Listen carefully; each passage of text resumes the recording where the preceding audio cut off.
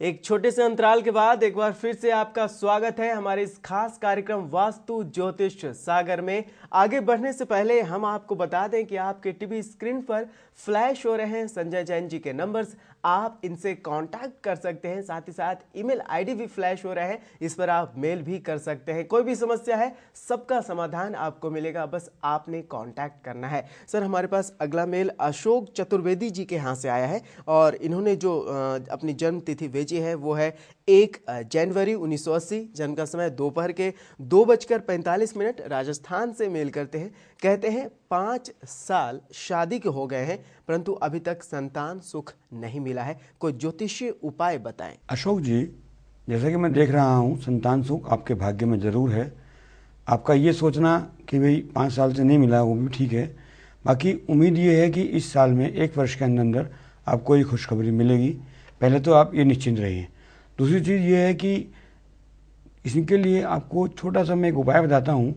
गेहूँ के कुछ दाने ले करके शिवलिंग पर 5 दिन चढ़ाइए और वहाँ पर कोई भी जो भी प्रसाद वगैरह बंटता है किसी भी मंदिर में, उसके थोड़ा प्रसाद लेकर के वो चढ़ाइए और उस प्रसाद को वहाँ पर घूमने वाले जो बच्चे होते हैं, जैसे छोटे छोटे बच्चे होते हैं, गरीब हो या अमीर हो कोई भी हो, उनको वो प्रसाद आप वितरित कीजिए। ये आपको 5 दिन करना है।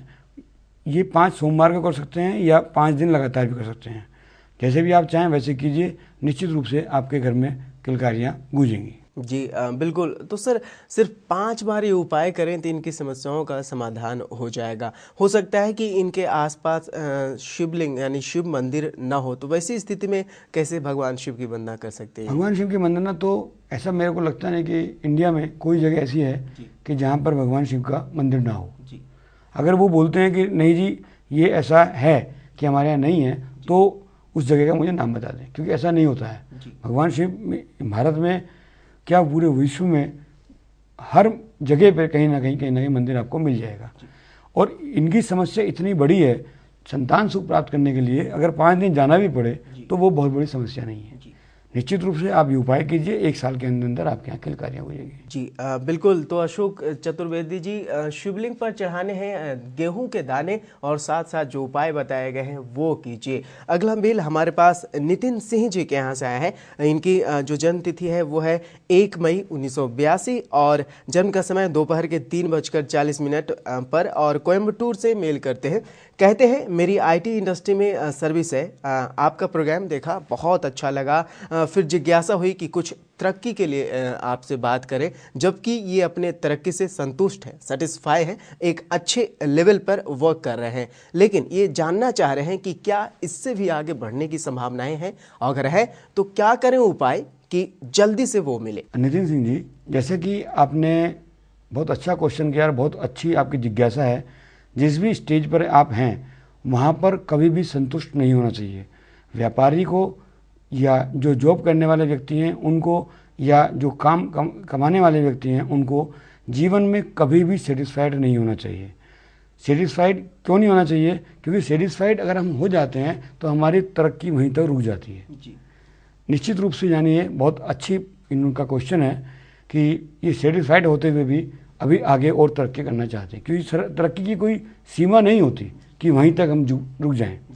इनको करना क्या है, 7 अनाज मिला करके किसी भी प्रकार के 7 अनाज ले लें और रेगुलर पक्षियों को डालें। निश्चित रूप से जिस भी पोस्ट पर ये हैं वहाँ पर तरक्की भी मिलेगी और आगे भी इनको और तरक्की मिलती चली जाएगी।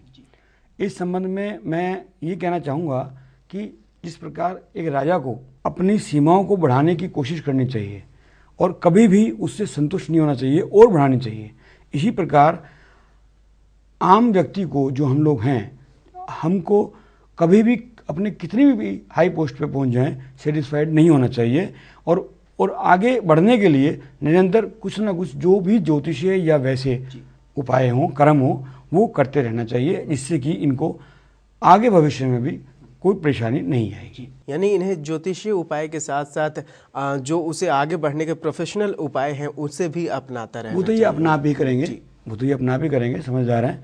बाकी जो इन्होंने पूछा है उसका ये जवाब है कि सेटिस्फाइड नहीं होना चाहिए। ये इनकी अच्छी बात है कि ये सेटिस्फाइड होते हुए भी फिर भी आप हमसे पूछ रहे हैं कि और तरक्की के क्या चांस हैं। तो यही है एक अच्छे मतलब व्यक्ति की पहचान या अच्छे काम करने वाले की पहचान, कि जो कभी भी सेटिस्फाइड ना हो और हमेशा आगे बढ़ने की सोचता रहे। जी बिल्कुल।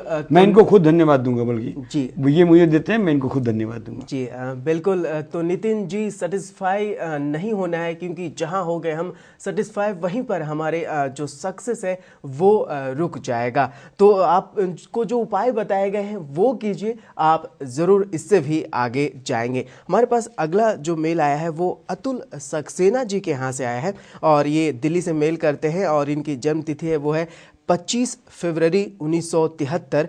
जन्म का समय ये लिखते हैं कि नहीं पता है।